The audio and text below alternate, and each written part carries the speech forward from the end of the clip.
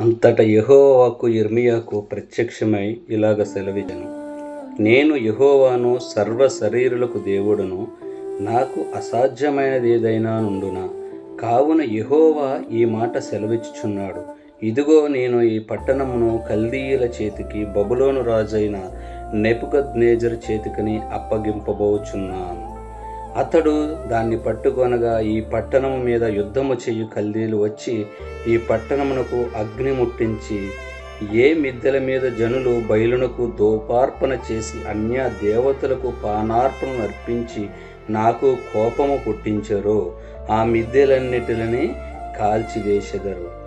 దేవుడు హేయమైనటువంటి సంఘముల్లో దేవునికి ఇష్టము లేనటువంటివి, సంఘములో ఈ రోజుల్లో దేవునికి వ్యతిరేకంగా జరుగుతున్నటువంటివి అనేక అంశాల మీద దేవుడు మాట్లాడుచున్నాడు. అనేక మంది మరి దేవునికి కోపము రప్పిస్తున్నారు. ఆనాడు ప్రజలు మరి యిర్మీయాకు ఒక ప్రత్యక్షమైనటువంటి ఒక దేవోక్తి ఏమిటనంటే, ఇదిగో, నేను యెహోవాను, సర్వ శరీరులకు దేవుడను, నాకు అసాధ్యమైనది ఏదైనా ఉంటే ఏమీ లేదు, నాకన్నీ సాధ్యమే. కావున యెహోవా ఈ మాట సెలవిచ్చున్నాడు. ఇదిగో, నేను ఈ పట్టణమును కల్దీయుల చేతికి అప్పగించబోతున్నాను. ఎందుకో తెలుసా?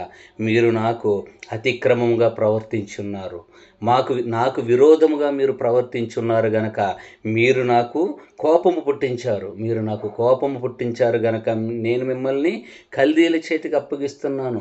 కొన్నిసార్లు దేవుని యొక్క సంఘములో మరి అనేకమైనటువంటి దేవునికి వ్యతిరేకమైనటువంటి పనుల ద్వారాగా సంఘము ఎంతో డిస్టర్బెన్స్లోకి వెళ్ళిపోతూ ఉంటుంది. అంతేకాదు, వారు చేసినటువంటి పనులన్నీ కూడా దేవునికి ఇష్టము కాదు, దేవునికి అనుకూలము కాదు. వారు దేవునికి అనుకూలముగా మార్చి చెబుతూ ఉండడము ద్వారాగా మరి అమాయకమైనటువంటి అనేక మంది ప్రజలు ఆ మాటలను నమ్ముచూ భయపడుతూ వాళ్ళు ముందుకు వెళ్తున్నారే తప్ప కానీ ఏమాత్రము కూడా దేవుని కొరకు ఆలోచన చేసి దేవుని వాక్యానికి లోబడి మరి ఏ ఒక్కరు కూడా భయపడి జీవించకుండా అటువంటి హేయ క్రియల ద్వారానే వాళ్ళు వెళుతూ ఉన్నారు. ఈ రోజున అనేకమైనటువంటి మోసాలు, అనేకమైనటువంటి సంఘముల విభేదాలు, రాజకీయాలు, ఇటువంటి అన్నీ చేయటం ద్వారాగా దేవునికి ఒక కోపము తెప్పించి ఆ కోపము ద్వారాగా దేవుడు ఏం చేస్తున్నాడు తెలుసా? కల్దీయుల చేతికి అప్పగించబోచున్నాడు. అంతేకాదు, మనం కింద వచనాల్లో చూసినట్లయితే కనుక ఎలా అనగా, ఇశ్రాయేలు వారు యూదా వారిని తమ బాల్యం మొదలుకొని నా ఎదుట చెడుతనమే చేయించు వచ్చుచున్నారు. తమ చేతుల క్రియల వలన వారు నాకు కోపమే పుట్టించువారు. ఇదే యెహోవా వాక్కు.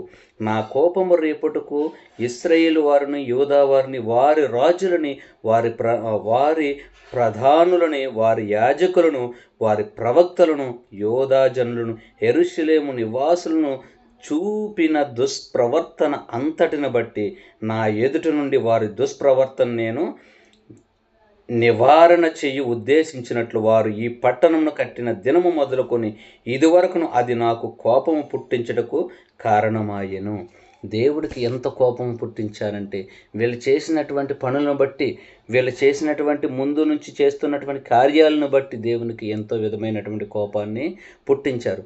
ఈ నేడు సంఘాల్లో కూడా ఇదే విధంగా జరుగుతూ ఉన్నది. దేవునికి ఇష్టం లేనటువంటి సొంత ఆలోచనలు, మనుషుల ఆలోచనల ద్వారాగా మనుషుల్ని రాజకీయాలు చేస్తూ సంఘముల్లో అనేక మందిని మరి వాక్య విరోధముగా నడిపిస్తూ భక్తిలో కాకుండా వారిని ఎటువంటి పరిస్థితుల్లో నడిపిస్తున్నారో మరి వారికే తెలుసు. అది దేవుడు శిక్షించబోచున్నాడు. దాని కొరకు దేవుడు మాట్లాడుతున్నాడు.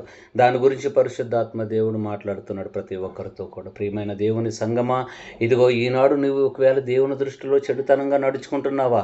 తస్మాత్ జాగ్రత్త, నీవు మల్లుకో, యెహోవా వైపు మల్లుకొను ఎడల ఇదిగో నిన్ను దేవుడు రక్షిస్తాడు. ఒకవేళ నీ మొండితనము, నీ మొండి వైఖరితో నీవు గనక ఉండినట్లయితే గనక దేవుడు ఆనాడు కల్దీయుల చేతికి ఎలాగైతే అప్పగించి ఉన్నాడో ఈ యూదా ప్రజల్ని, ఇశ్రాయేలు ప్రజల్ని, ఆ విధంగానే నిన్ను కూడా అప్పగించబోచున్నాడు. కనుక నీవు ఈ యొక్క మరి చెడు నుంచి విసర్జించుకొని నీవు నీ మార్గంలోకి, సరైన మార్గంలోనికి రా. వచ్చినప్పుడు దేవుడు నిన్ను బహుగా దీవిస్తాడు.